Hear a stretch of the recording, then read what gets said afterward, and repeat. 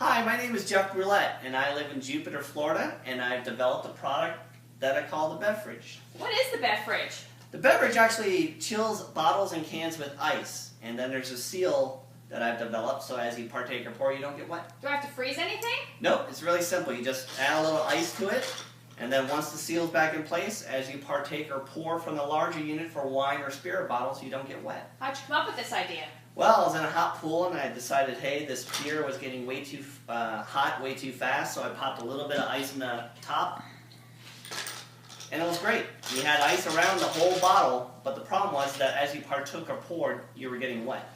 So I developed a seal that would go on the lid, and then once that was in place, you don't get wet. Is your seal patented?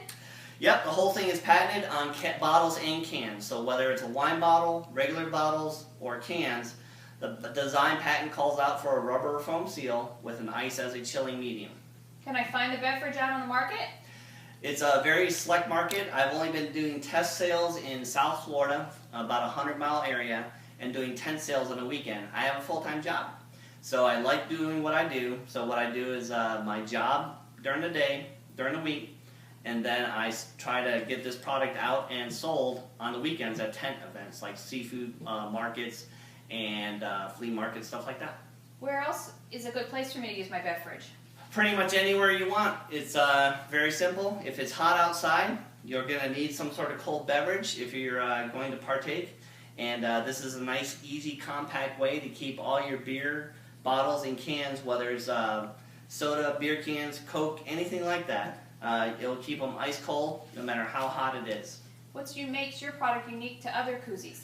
Well, the normal foam koozies are just trying to maintain a certain temperature. This actually will drop it.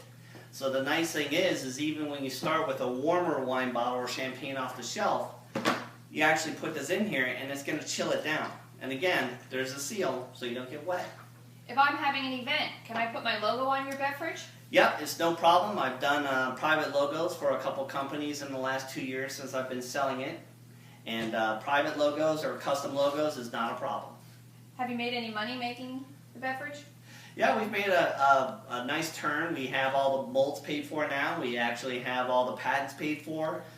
2 trademarks on the word Bevfridge and the slogan, which is your last sip is colder than your first. So we're reaching that nice point where you paid for everything and now you have to keep selling so you can actually make some money. How much have you invested in your project? Roughly about $30,000. So we have reached that break-even point with just 2 years of sales, which is, I would consider pretty good. What is your ultimate goal for your product? The goal is just to take it out of this test marketing area of Florida and obviously go nation or worldwide. This is a great concept. It has a lot of features beyond just chilling down bottles and cans. Actually, it'll keep them nice and safe too.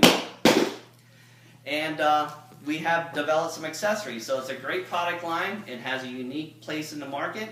And it's got a nice niche where it actually chills down beverages versus trying to keep and maintain a certain temperature.